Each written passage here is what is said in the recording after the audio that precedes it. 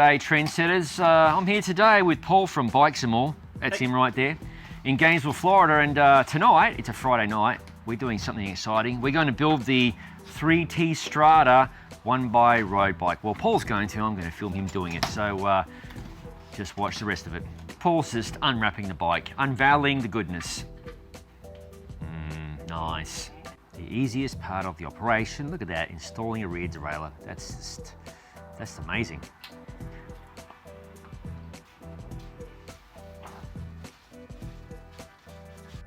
So right now, Paul is scoring the steerer tube.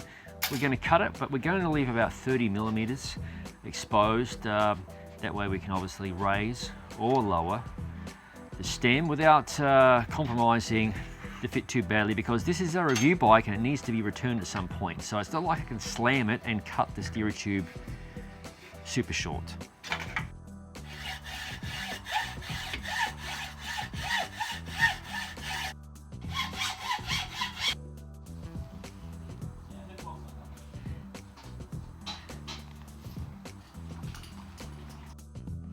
Beautiful, beautiful.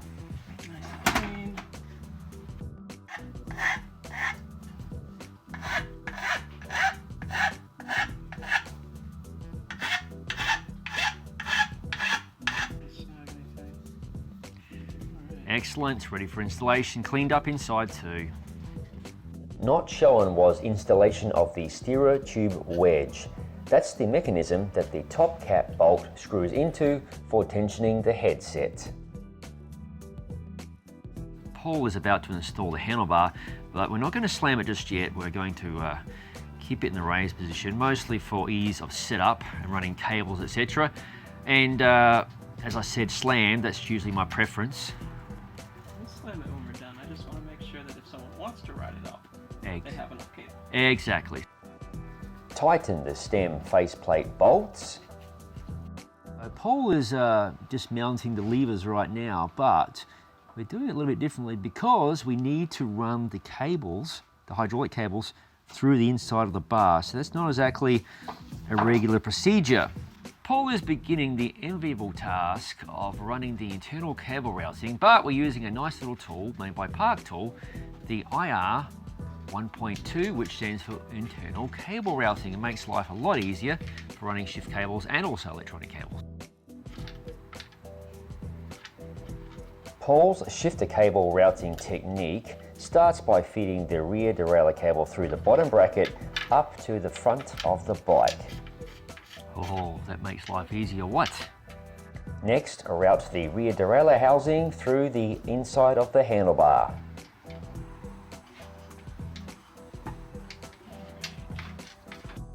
And for the shifting, Paul installing the rubberized sheath, shall we say, to help prevent cable rattling inside the frame. Route the rear derailleur housing through the inside of the chainstay using the Park Tool IR 1.2. Routing the cables internally is arguably the trickiest part of this install.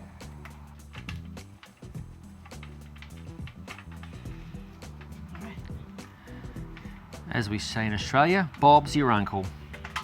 Finish your own. Right now, Paul is shortening just a smidge the hydraulic cable for the rear brake. We have to feed it through the frame, so unfortunately we had to cut the olive off just then. We'll obviously thread another one on, I should say. Join one on once Paul has fed the cable through the frame and the handlebars, because this is quite a tricky little install. Routing the rear hydraulic brake housing through the inside of the handlebar.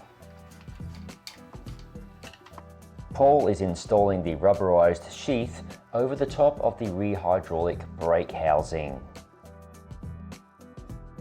Preparing to route the rear hydraulic brake housing through the inside of the left chainstay.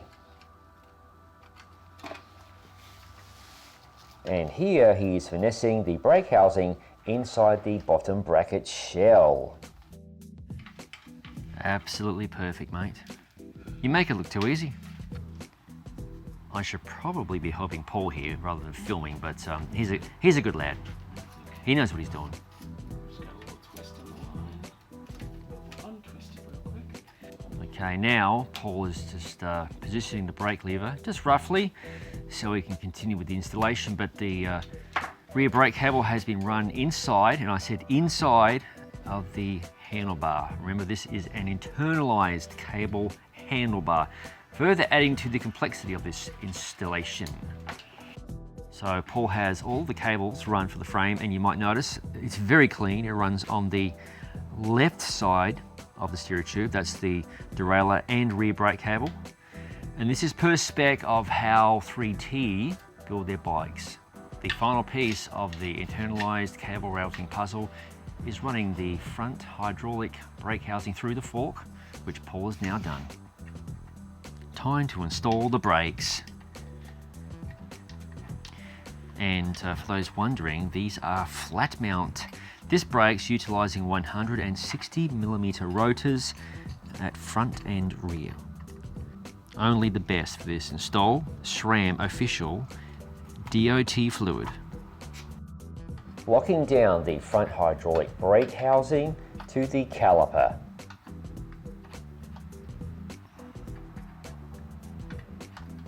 Getting a syringe ready, we are using 2 of them, used to push hydraulic fluid through the hydraulic brake housing. Here we are filming the bleed procedure.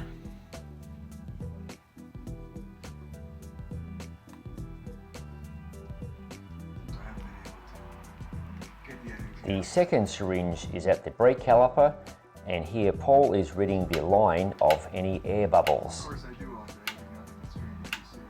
Okay, so Paul is fitting the front wheel, and then we're going to examine and scrutinize his bleed job. Hopefully all is well. Lining up the disc brake rotor is always a fun and enjoyable task. So you can't really see on camera here, but Paul has a little clamshell tool directly installed above the rotor. That was it then. And that usually helps line up the brake rotor with the caliper perfectly. The rear brake is mounted, and Paul is preparing to lock down the hydraulic housing to the caliper.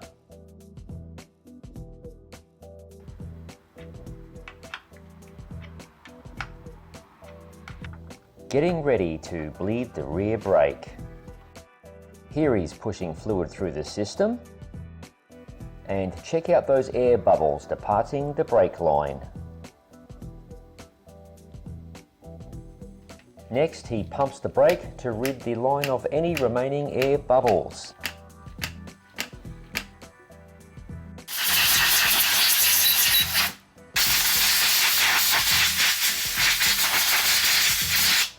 In case you're wondering, this is an 11-40 Shimano XTR cassette. It's kind of crazy.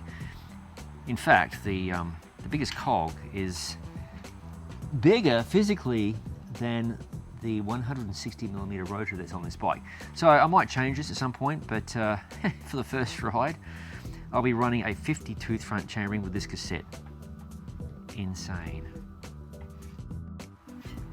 This is kind of the one negative I don't like about flat mount disc brake, particularly on the rear when the brake mounts from underneath the frame. It's always difficult lining up the rotor. Whereas if it mounted from the top, it would make life a little bit easier.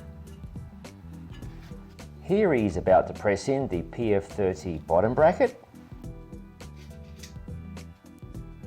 Paul is using a tool that is akin to a cut-down version of a headset cup press.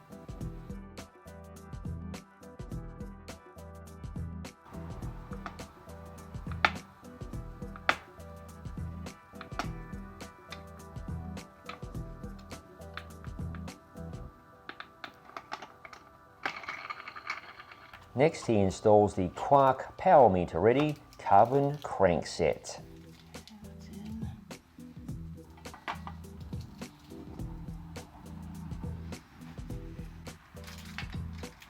Paul does the initial lockdown of the crank with an Allen key, but finishes the job with a Park Tool torque wrench.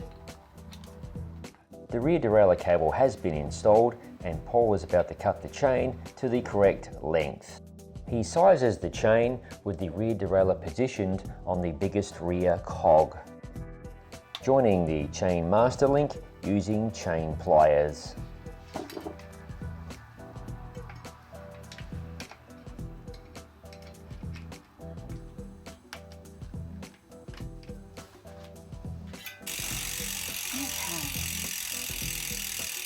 Next, adjust the shifting of the rear derailleur.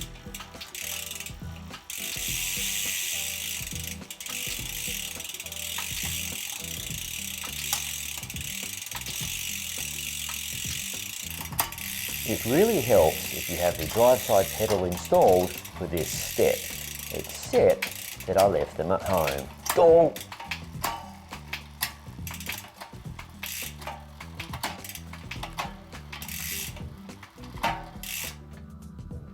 Install the seat post binder.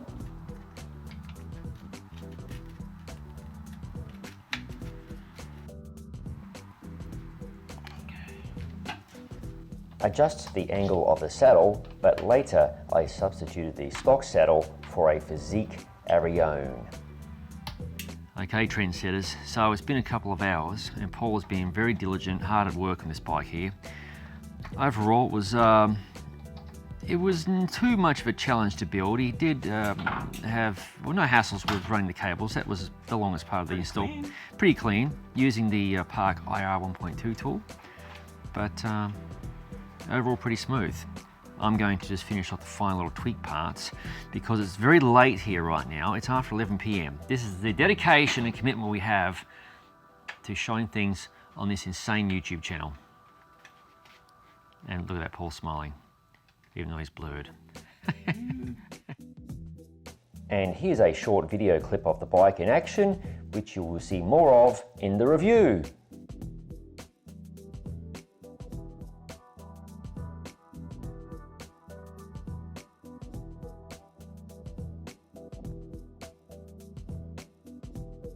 Thank you for watching. If you haven't already, please subscribe to the Gravel Cyclist YouTube channel. I'll see you in the next video.